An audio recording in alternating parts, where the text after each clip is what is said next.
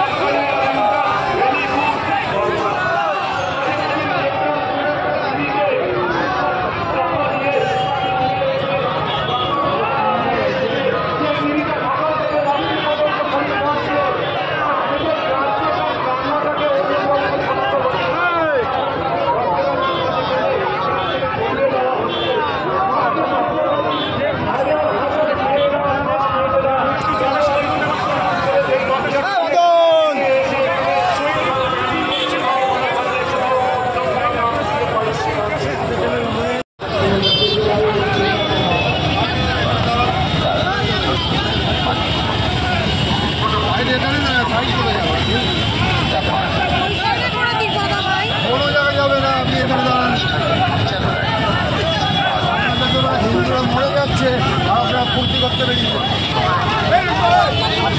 আপনাদের এইটুকু জ্ঞান নেই, কোনো প্রতিবাদ নেই।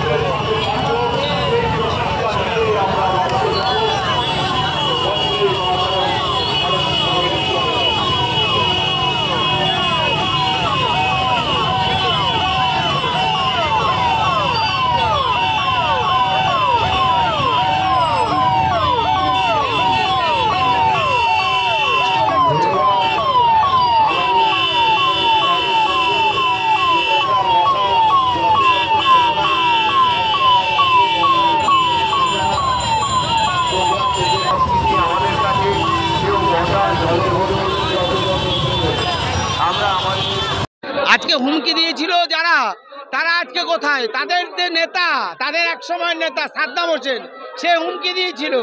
তাদের এক সময়ের নেতা ইরাকের যে আমেরিকার বিরুদ্ধে, সেরকম তারাও ওরকম হুমকি দিয়েছে 4 দিনে কলকাতা দখল করবে। আমরা বলি আসুক না, পিপিলিকার পাখা ওঠে মরিবার তরে, আর পাখা জ্বালানোর জন্য এখানে মশাল জ্বালাতে যে কটা লোক উপস্থিত হয়েছে, এই সামান্য লোক আসলে ওরা কোথায় চলে যাবে? আসলে কোনো সময় একটা দেখবেন যে একটা পাখি, চাতক পাখি আকাশের দিকে তাকিয়ে বলে যে কত জল আছে, আমার কাছে এত জল। কেসটা হচ্ছে গিয়ে ওদের কাছে কিছুই নেই, আর বাংলাদেশের সাথে যুদ্ধ করবে এটা মানসিকতা ভারতবর্ষের কোনো মানুষেরই নেই। কারণ আমরা মনে করি না ওরা যুদ্ধ করে আমাদের সাথে যোগ্য প্রতিযোগী, কারণ আমরা চীনের সাথে ভাবতে পারি, আমরা চীনের সাথে প্রতিদ্বন্দ্বিতা করতে পারি। কিন্তু এটা সত্যি লজ্জার যে আজকে হিন্দুরা অত্যাচারিত হচ্ছে, হিন্দুদের মা বোনেরা ধর্ষিতা হচ্ছেন। আজকে আমাদের হিন্দুদের দেবদেবীর মূর্তিকে ভেঙে তারপরে মূত্র বিসর্জন করা হচ্ছে।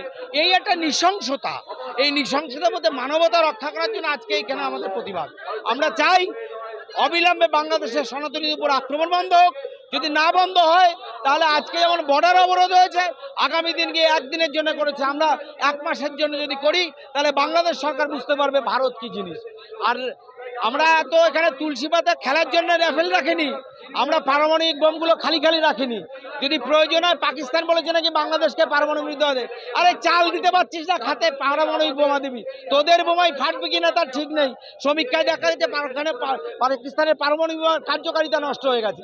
তো এই জায়গায় দাঁড়িয়ে হিন্দু ভাই ভাই সনাতনীরা রাস্তায় এসেছে, আমরা চাই সকলে এক হয়ে এই অন্যায়ের প্রতিবাদ করুক, এটাই আমাদের বক্তব্য। এখানে আমাদের বারাসাত থেকে মধ্যগড় পর্যন্ত পদযাত্রা ছিল, পদযাত্রা শেষ করে আমরা মশাল জ্বালিয়ে আমরা প্রতিবাদ জানিয়েছি। ক্ষুদ্র বক্তব্য হচ্ছে, এবার শেষ হলে আমাদের প্রতিবাদ। আমার হচ্ছে ডক্টর দীপঙ্কর সরকার।